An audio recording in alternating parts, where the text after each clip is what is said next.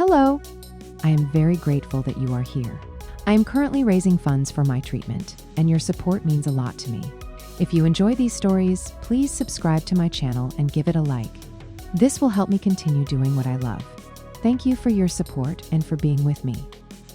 Imagine a relationship that has stood the test of time yet faced incredible obstacles from the closest people. This is the story of a couple journeying from high school days to engagement, where their fight for happiness encountered interference from a mother.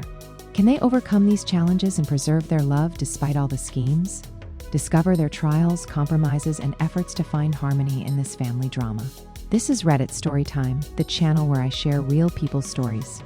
I'm 27 years old, and my boyfriend is 28. We've been together for quite a long time. We started dating back in high school, but his mother didn't like me immediately. She thought we were too young for a serious relationship, which led to a breakup. When we were in our second year of college, we started talking again.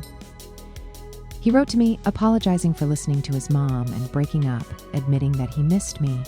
We got back together, and oh, did things escalate when his mother found out. She literally burst into tears, saying I must have bewitched her son. She didn't stop there and decided to take matters into her own hands, to find her son a suitable girl. She tried to introduce him to some of her colleagues. My boyfriend, of course, refused everyone and asked her to stop, but she wouldn't listen. Despite all these difficulties, 3 months ago my beloved proposed to me, and his mother didn't even come to the engagement. We organized a family dinner so that parents from both sides could properly meet and communicate. She just didn't show up. Even my boyfriend's father came to apologize for her behavior, even though they've been divorced for a long time. My fiancé asked his mom why she treated me and our engagement so badly that she even cried and looked for a new girl for him. And how could we make sure she would come to the wedding? The mother-in-law demanded that she, not I, wear the white dress.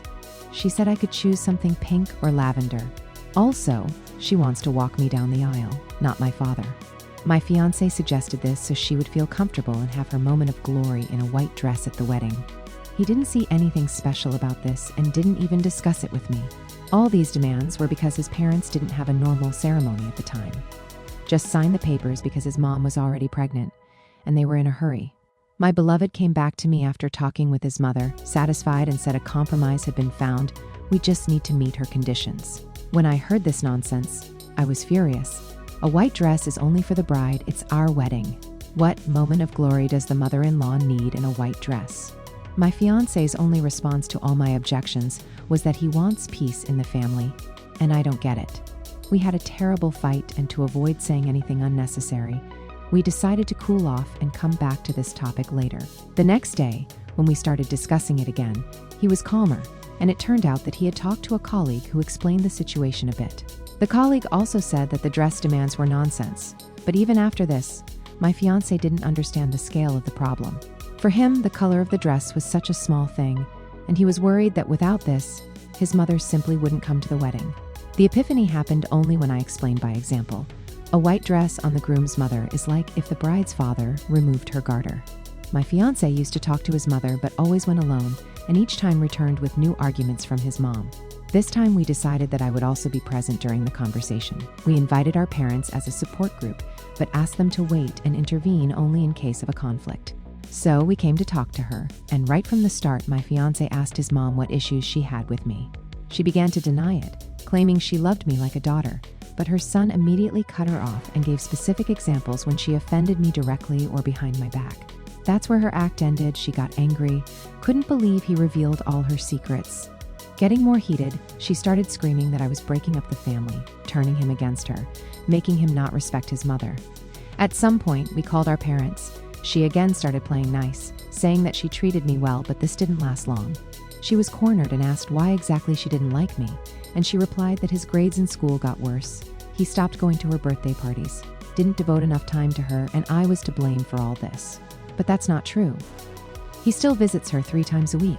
My future father-in-law mentioned her dress conditions and asked directly why she wanted to wear a white dress at her son's wedding and forbade me, the bride. She said she never had a proper wedding. She was offered a grand ceremony she really wanted, but turned it down because she was pregnant. Her mother said a ceremony with a pregnant bride was indecent. Our conversation didn't go too well. My fiancé's mother started crying again, blaming everything on me. We had to leave. So, What are we doing now?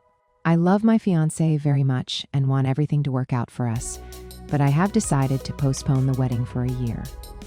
We agreed with my boyfriend that his mother will not make any decisions about our wedding, and I will be his priority. He will reduce visits to her from 3 times a week to once every 2 weeks. And that's where the story stands for now. We'll see what happens next. Comments. I got married at 22. My mother-in-law organized the wedding, and she was always my husband's priority. Having a child didn't change things. We ended up divorcing. My mother-in-law still treats my child terribly and once even said to their face, "You need to smile or no man will ever like you." Meanwhile, their father, my ex, just stood there and said nothing. I always thought, we'll get married, become a family, have a child, and then surely become a happy family. But it didn't work out. So I'm telling you, run away. He will never be on your side. If she wants to be the most important person at your wedding, let her. You can choose a dress in a different color that will actually look stunning on you.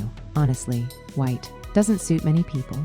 Let her wear white and ask all the other guests to wear white too. She'll think she won, but will cry when she sees what a farce it's become. Refusing to attend your own son's engagement is completely beyond the bounds of basic respect. I believe this kind of behavior is unacceptable for a mother, and no past grievances justify turning them into manipulation and hostility toward your future daughter-in-law. The guy's mother is clearly too caught up in her own traumas and egocentrism, and by acting this way, she is destroying her own son's happiness. Update. The following year had a profound impact on our lives. At first, it was rather difficult to comply with the new conditions. My fiancé's mother acted hurt, called frequently, and attempted to manipulate the situation, but my boyfriend kept his word and remained determined. Gradually, he set clear priorities, realizing how important it was for us to begin our married life built upon trust and mutual respect. We started visiting a family therapist together, and that turned out to be one of the best decisions we ever made. The therapist helped us understand how to set and maintain healthy boundaries with our parents, particularly with my future mother-in-law.